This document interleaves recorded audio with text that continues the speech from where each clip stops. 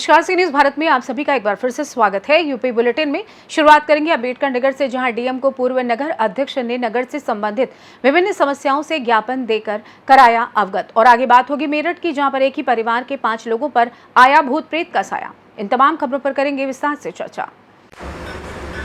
हनुमान मंदिर का लोकार्पण करने आए डीएम अविनाश सिंह से मुलाकात करके पूर्व नगर अध्यक्ष और सभासद प्रतिनिधि देवेश मिश्र ने नगर से संबंधित विभिन्न समस्याओं से ज्ञापन लेकर अवगत कराया। उन्होंने बताया कि बीते दिनों वार्ड नंबर 13 में सर्वेक्षण के दौरान फोटोशूट के बाद डस्टबिन को उठा ले जाने का नगर पालिका कर्मचारियों की कही इस बात की शिकायत नगर पालिका परिषद जलालपुर पहुंचकर की गई।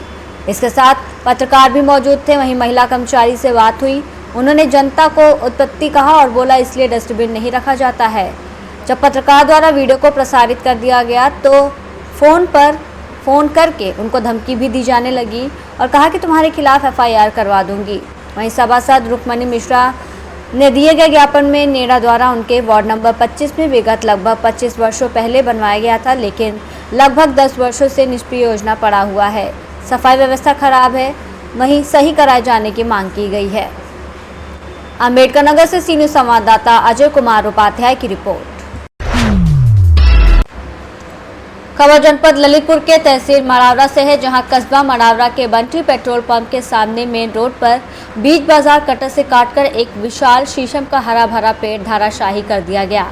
आखिर किसके संरक्षण में बीच बाजार पेड़ों की कटाई की जा रही है? जहां सरकार वृक्षारोपण कराकर पेड़ों की संख्या बढ़ाने का काम कर रही है, वहीं सरकार के कुछ अधिकारी कर्मचारियों की मनमानी और संरक्षण के चलते पेड़ों को कटवाया जा रहा है। आखिर पेड़ों की कटाई का सिलसिला कब रुकेगा? और अब ये देखना होगा कि बीच बाजार शीशम का पेड़ काटने वालों के खिलाफ प्रशासन क्या कार्रवाई करता है। ललितपुर से सी न्यूज संवाददाता राकेश कुमार वैद्य की रिपोर्ट।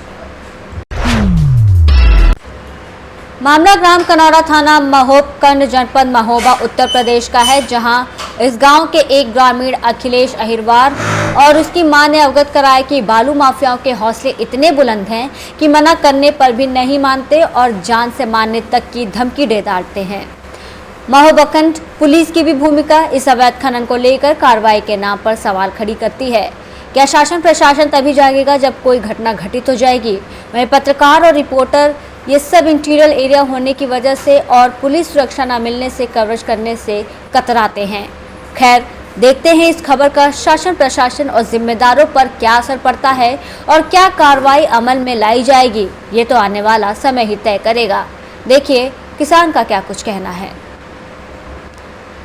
हमारे खेत है। अच्छा, क्या नाम है आपका? हमारा अखिलेश अहिरवार है। हमारे अच्छा। पिताजी का नाम श्रीमान सुमेरा अहिरवार। अच्छा। ये लोग यहाँ से लेके वहाँ तक हमारे खेत पूरे काट चुके हैं। अच्छा। और हम लोग मना करते हैं तब भी ये मानते नहीं हैं। वो कहते हैं कि चाहे जहाँ चले जाओ। और ये लोग हमारा नुकसान भी करते हैं, कहीं पाइप फाड़ जाते, कहीं कुछ फाड़ जाते और उल्टी सीधी धमकी भी देते हैं। अच्छा। कि हमारा कोई क्या कर लेगा।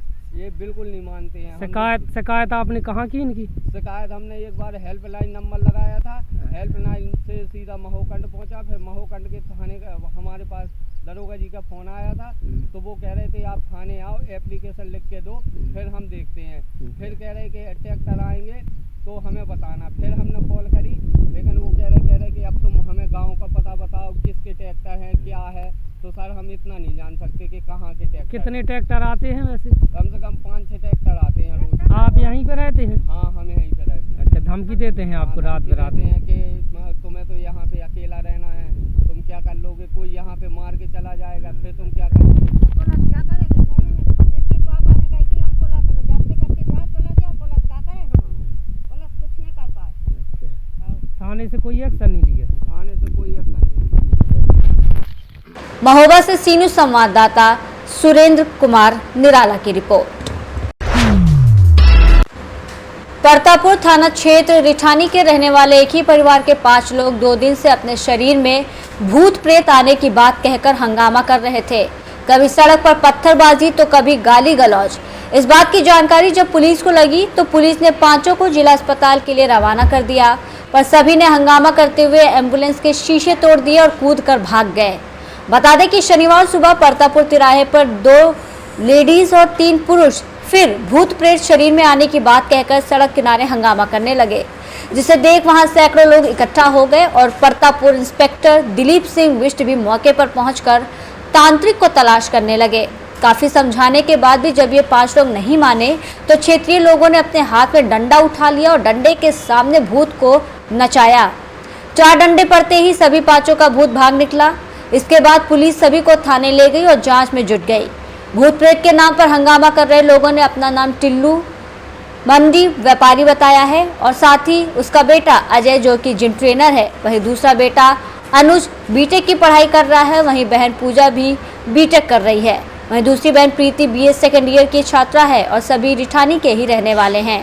पुलिस इस बात की जानकारी में जुट गई है कि आखिर एक ही परिवार के सभी लोगों ने ऐसा क्यों किया। कोई मजबूरी थी या नशा या फूड पॉइजन, जिस कारण ऐसा हाई प्रोफाइल ड्रामा इन लोगों को करना पड़ा।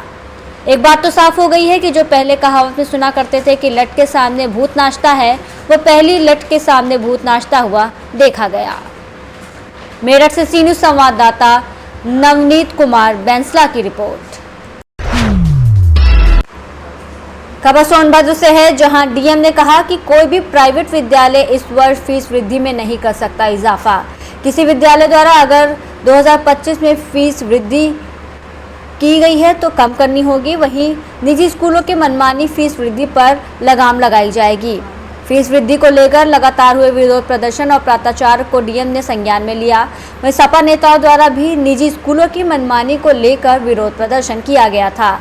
बता दें कि पिछले वर्ष की भांति ही निजी स्कूलों को फीस लेने के निर्देश दिए गए। वहीं इस साल कोई भी जिले में संचालित प्राइवेट स्कूल नहीं कर सकता है फीस में वृद्धि। सभी निजी स्कूल्स को निर्देशित करने और निरीक्षण करने के आदेश दिए हैं। BAIOS, BSA और अन्य अधिकारियों को डीएम द्वारा निर्देश जारी किया गया है।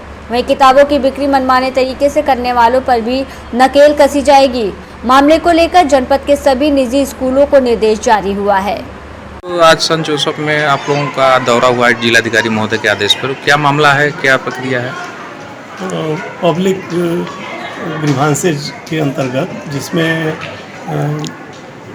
3-4 दिनों से जनप्रतिनिधियों द्वारा और जनमानस द्वारा यह आरोप लगाए जा रहे हैं कि जो हमारे CBSE से संचालित प्राइवेट विद्यालय हैं, उन विद्यालयों में एकाएक फीस वृद्धि कर दी गई है और NCERT की किताबों के स्थान पर दूसरे पब्लिकेशंस की किताबों का संचालन कराया जा रहा है, उससे शिक्षण कराया जा रहा है। पब्लिक के इस ग्रीवांस को जिलाधिकारी महोदय ने निर्देश दिया जिला बेसिक शिक्षा अधिकारी और जिला विद्यालय निरीक्षक को कि आप विद्यालयों का निरीक्षण करें और विद्यालयों में स्पष्ट निर्देश दे दें कि पिछले साल के जो फीस शुल्क है उन्हीं शुल्क पर विद्यालयों का संचालन करना होगा और बच्चों को किसी भी पर्टिकुलर पब्लिकेशन से किताब खरीदने के लिए विवश नहीं करना होगा। अभिभावकों को ये संदेश दिया जाना ज़रूरी है कि आप स्वतंत्र हैं, NCERT की किताबें ही चलेंगी और NCERT की किताबों का आप किसी भी दुकान से खरीदने के लिए स्वतंत्र हैं, कहीं भी कोई बाध्यता नहीं है। विद्यालय में बच्चों के पठन पाठन अच्छे हों, इसके लिए बातचीत हुई और कुछ बच्चों की कॉपियाँ भी देखी गई, तो अच्छा मैसेज है। लेकिन फीस को सभी विद्यालयों में जो CBSE से संचालित है प्राइवेट विद्यालय, उनको फीस पिछले विगत वर्ष के फीस को ही लेना होगा। अगर फीस बढ़ा दी गई है तो उसको फिर से अपने पुराने स्तर पर लाना होगा। और ISSC न्यूज़ संवाददाता राजेश गोस्वामी की रिपोर्ट। फिलहाल के लिए इस खास बुलेटिन में बस इतना ही। देश दुनिया की तमाम बड़ी खबरों को जानने के लिए जुड़े रहिए सी न्यूज़ भारत के साथ। हर खबर आपके साथ, आपके हाथ।